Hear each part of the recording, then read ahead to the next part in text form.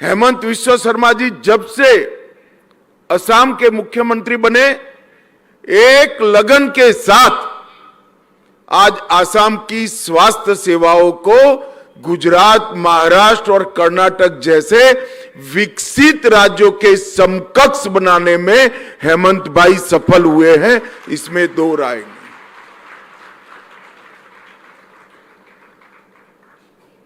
ढेर सारे सरकारी अस्पतालों की निर्मित, अभी उन्होंने बताया, कई सारे मेडिकल कॉलेज की निर्मित, सरकारी मेडिकल कॉलेज बनाने का आग्रह, क्योंकि इसमें गरीब का बेटा बेटी भी पढ़ पाए ऐसी फीस के साथ विद्यार्थी मेडिकल की पढ़ाई कर सके, और अनेक प्रकार के क्रिटिकल रोगों के लिए देश की सर्वोच्च सुविधाओं का यहां निर्मित करना। और हेमंत में एक और भी कला है, मुख्यमंत्री है तो सरकार लगाएगी पैसा, सरकार करेगी, उनमें एक और कला है कि सरकार के साथ साथ समाज को जोड़कर भी अपनी शक्ति को वो दोगुनी बनाते हैं। मैंने मेरे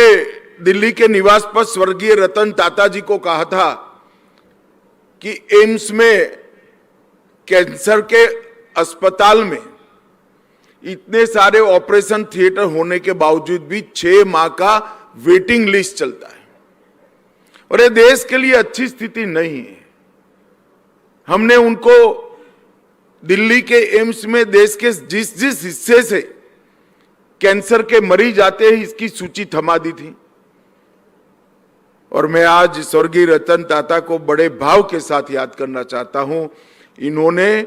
13 के 13 स्थानों पर कैंसर इंस्टीट्यूट बनाकर आज भारत भर के कैंसर मरीजों का टाटा ट्रस्ट ने बहुत बड़ा सेवा किया है। हेमंत विश्व शर्मा जी जब से असम के मुख्यमंत्री बने, एक लगन के साथ आज असम की स्वास्थ्य सेवाओं को गुजरात, महाराष्ट्र और कर्नाटक जैसे विकसित राज्यों के समकक्ष बनाने में हेमंत भाई सफल हुए हैं, इसमें दो राय नहीं।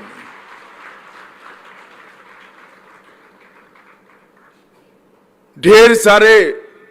सरकारी अस्पतालों की निर्मित, अभी उन्होंने बताया, कई सारे मेडिकल कॉलेज की निर्मित, सरकारी मेडिकल कॉलेज बनाने का आग्रह, क्योंकि इसमें गरीब का बेटा बेटी भी पढ़ पाए ऐसी फीस के साथ विद्यार्थी मेडिकल की पढ़ाई कर सके, और अनेक प्रकार के क्रिटिकल रोगों के लिए देश की सर्वोच्च सुविधाओं का यहां निर्मित करना। और हेमंत में एक और भी कला है, मुख्यमंत्री है तो सरकार लगाएगी पैसा, सरकार करेगी, उनमें एक और कला है कि सरकार के साथ साथ समाज को जोड़कर भी अपनी शक्ति को वो दोगुनी बनाते हैं। मैंने मेरे दिल्ली के निवास पर स्वर्गीय रतन टाटा जी को कहा था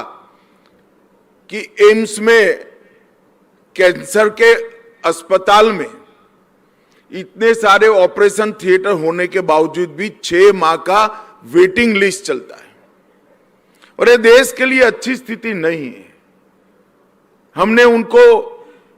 दिल्ली के एम्स में देश के जिस जिस हिस्से से कैंसर के मरीज आते हैं इसकी सूची थमा दी थी,